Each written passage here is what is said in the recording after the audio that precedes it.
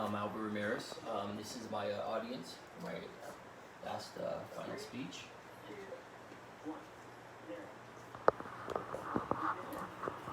Hello everyone, my name is Albert Ramirez, and today I'm going to talk about how they should let their kids play tackle football.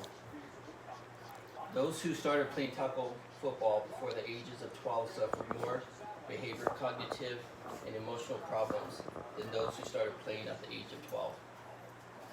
The brain is going through this incredible time of growth. Between the years of 10 to 12, if you subject the developing brain to repeated head impacts, it may cause problems late in their lifetime. Over the past 8 years, tackle football among boys 6 to 12 years old has fallen from 20%, with only 1 year of notable growth by 1.2% in 2015. Also, researchers found that participants who have played tackle football in the age of 12 experienced double incidence of clinically evaluated depression and a risk of problems in behavior. One movie that relates to my topic is called Concussion. The movie is about stars Will Smith, who betrays Dr. Ben Amalu, who is a leading expert in the field of concussion research.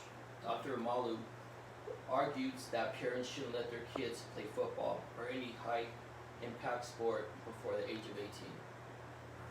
Repeated blows to the head can contribute to the permanent brain damage, can cause depression, memory loss, suicidal thoughts, loss of intelligence later in life. It's crazy how we have the legal age for drinking alcohol, joining the military, and voting, and smoking, and for driving.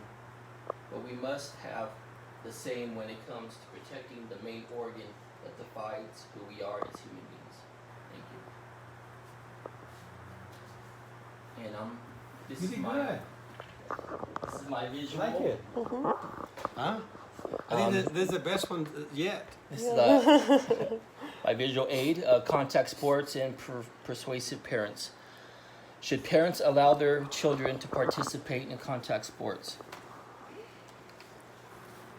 Athletes who begin playing tackle football before the age of 12 had more behavior and cognitive problems later in life than those who started playing after the age of 12.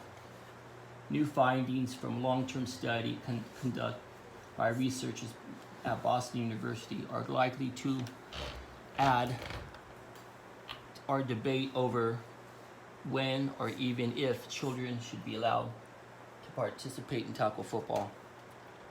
Concussion brain injuries onset symptoms. According to Mayo Clinic, a concussion is defined by the brain injury caused by a blow to the head or violent shaking or to the head and body. Symptoms may include headache, confusion, lack of concentration, memory loss, nausea, vomiting, dizziness, ringing to the ears, sleeplessness, and fatigue. Here's an example. If you're playing tackle football, you hit helmet to helmet, that's what the brain does, goes back and forth. And that's how That's the outcome. that's how a NFL player will be knocked unconscious on the floor for about maybe 5 to 10 minutes before the stretchers come and assist aid. Long-term effects of concussion. Onset symptoms. Headache can be acute or persistent. Whole body blackout, fatigue, poor balance, cognitive amnesia, disorientation, mental confusion, sleeplessness, GI, nausea, vomiting. Also common, mild depression, ringing in the ears, sensitive to light. Long-term effects of a concussion: trouble concentrating, memory problems, personality changes, sensitive to light and noise. I have questions for the audience, for my wife Cindy. Can you offer any experience of your own that you have encountered, knowing a person that had a concussion? My nephew played football, tackle football, for years since he was little. And they even had to make a special helmet for him because of the constant blows to the head and constant concussions that he had. And he even suffered from depression after that due to concussions. So he's not allowed to play football anymore. And what is it? Can you define a concussion? Henry, do you know what define a concussion? It's when you have a lot of blows in the head. Blows in the head. Right. Exactly. Short-term, memory loss and things like that. Sudden trauma. Some trauma.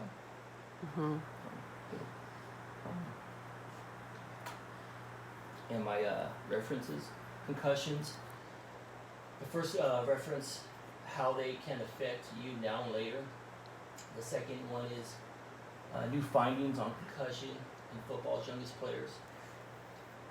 And the third one is football injuries in children and adolescent players. Are there clues to prevention? So in your opinion, speaker, Yes.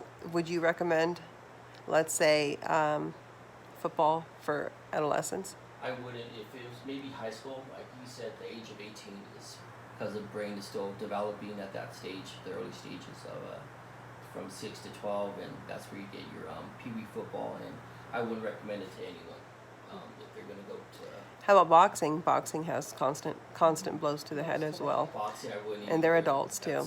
Yes, it should be illegal too to be a boxer because it's just So basically combat sports. how it cost 2 boxers last week to lose their lives. That's That's right. too many blows to the head. And thank you. This is my presentation.